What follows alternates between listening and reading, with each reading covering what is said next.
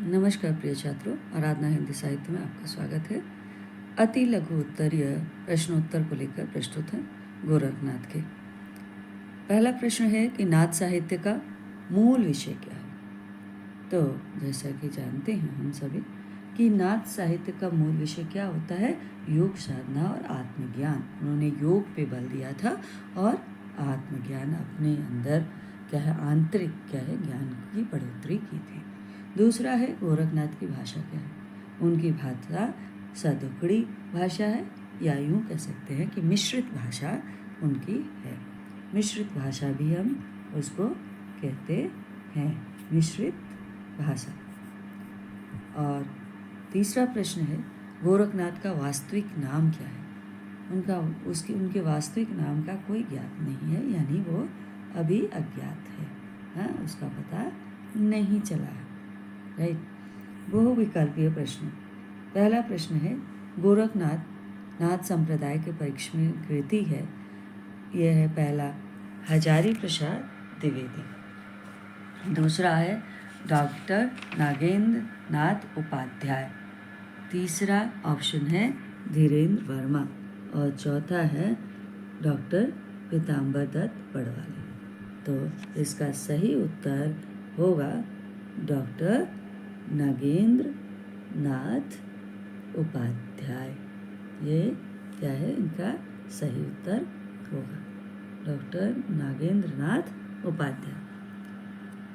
दूसरा प्रश्न है जोगी सोजे मन जोगवे बिन बिलायत राज भोगवे कनक कामनी त्यागे दूर सो जोगेश्वर निर्मय हुए।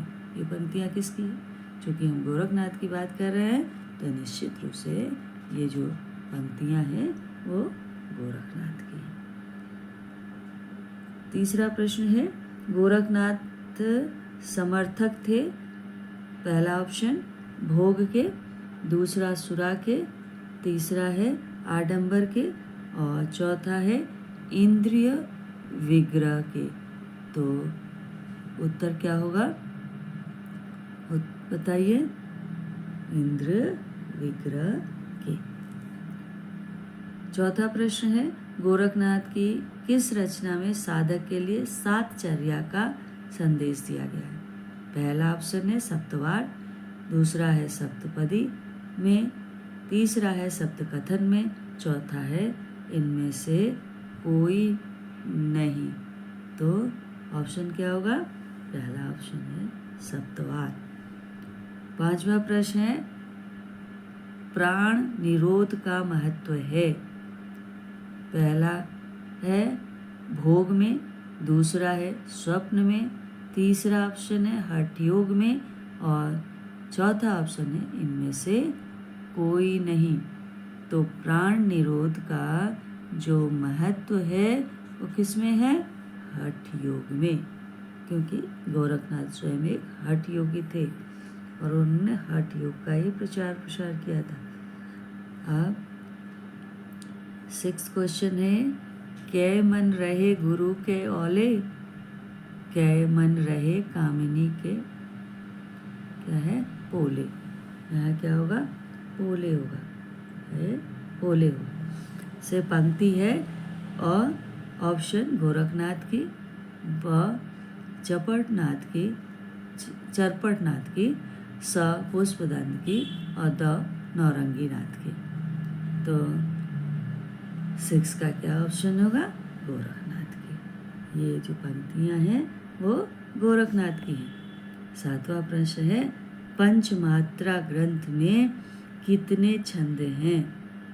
पहला ऑप्शन है 24 छंद, ब 34, स 14 और द 44 या 44। तो इसका सही उत्तर क्या होगा, और 24। पंचमात्रा ग्रंथ में 24 छंद है। अंतिम प्रश्न है डॉक्टर पीताम्बर दत्त बड़द्वाल ने संपादन किया। पहला गोरखवाणी का, दूसरा ऑप्शन है रसगंगाधर का, तीसरा है शिवराज विजय का और चौथा है रसखान रत्नावली का। तो डॉक्टर पीताम्बर दत्त बड़वाल ने संपादन किया था गोरखवाणी का। धन्यवाद। Please like, subscribe and share.